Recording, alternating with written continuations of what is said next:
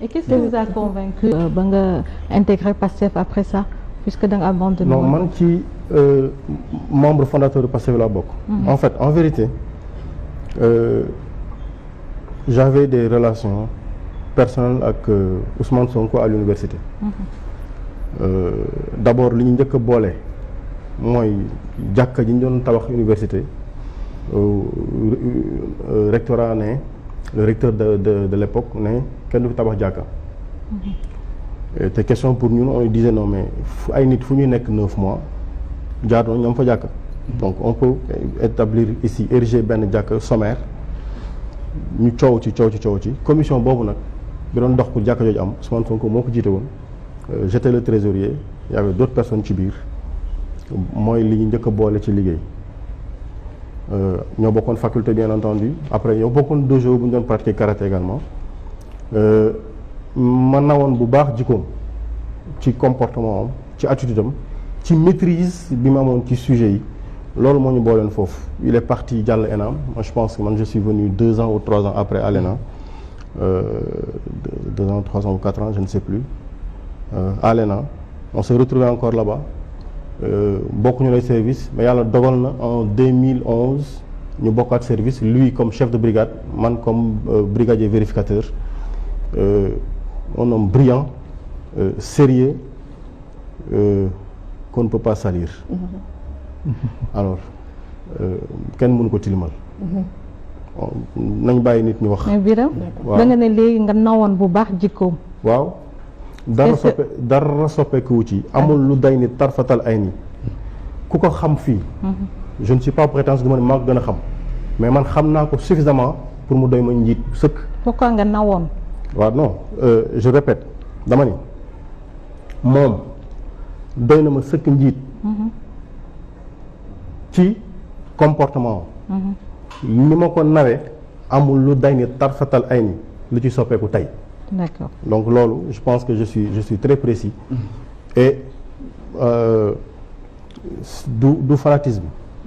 Parce que yow soo bëggee baax gis ku baax soo bëggee mokkal gis ku mokkal soo bëggee nangam gis ku nangam day doon sa nawle ci saa si. sama nawle la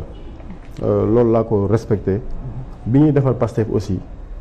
man mi c'est lui qui m'a convié donc on a assisté à tous les travaux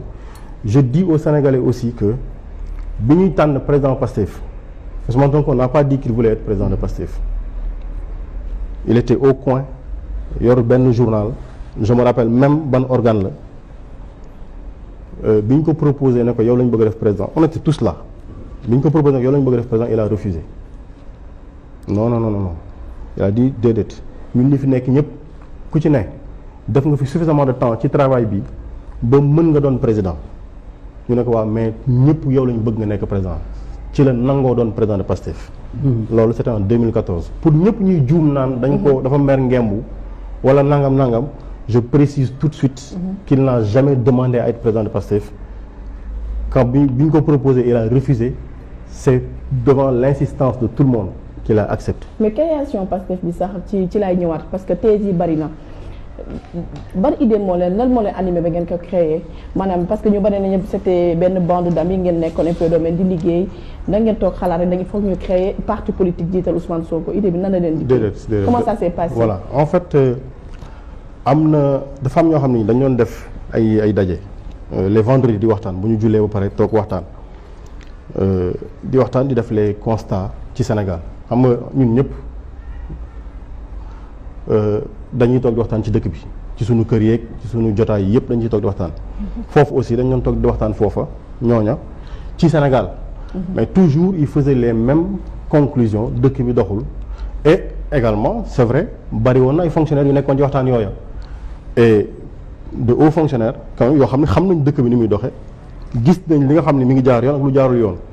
ci lañ wax ni bon ñun est-ce que ñun le serment qu'on a prêté d'être des serviteurs dans la loyauté de l'État et non de personnes indiquées est-ce que war nañu continuer toog bàyyi dëkk bi muy dem nii à volo ci la ñu wax ni on devait s'engager qu'est-ce qu'il fallait faire est-ce qu'il fallait rentrer dans un parti politique existant ou est-ce qu'il fallait créer un mouvement ñu ne non mënuñu créer un mouvement parce que mouvement yi li ñuy jiiñ parti politique yépp mi ngi ci mouvement yi te am na njariñ boo xam ne parti politique am na ko te mouvement amu ko ndax compétition pour jël réew di changer mouvement mënu ko mais parti politique moo am la machine pour le faire. kon nañ dem def ci parti politique. Et on a posé une deuxième question la deuxième question moo nekkoon est-ce qu'il fallait dem dugg ci parti politique boo xam ne am na ba noppi wala est-ce qu'il fallait créer un parti politique ñu ne ñun li ñu bëgg a andi ci soppiku boo demee dugg ci parti politique diggante base ba ngay nekk ak keroog ngay yegg ci la maîtrise de l'organe xëy na yow di nga soppeeku te doo ko yëg ñu ne kon on va créer notre propre machine dina jafe dina metti y avait des risques. Et je me rappelle à la première réunion quand on a après l'Assemblée générale moom Ousmane Sonko il avait dit est-ce que xam nañ li ñuy yëkkati est-ce que yéen ñi toog fi ñëpp vous êtes conscient de li ñuy yëkkati lan la est-ce que xam ngeen ne bakkan xaj na ci ku ko ñeme na nga toog est-ce que xam ngeen ne kaso xaj na ci ku ñeme na nga toog est-ce que xam ngeen ñàkk liggéey xaj na ci ku ñeme na nga toog les gens sont engagés en étant conscients que voilà les risques que tout le monde courait parce que défier une machine alors que kenn xamuñu. les gens yi ngay wax majorité bi c'était des inspecteurs impôts.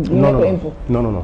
il y avait juste 3 inspecteurs ou 4 inspecteurs des impôts il y avait des conseillers diplomatiques des ambassadeurs il y avait des chefs d'entreprise il y avait des enseignants il y avait des inspecteurs du trésor il y avait tout ce beau monde là. Donc alors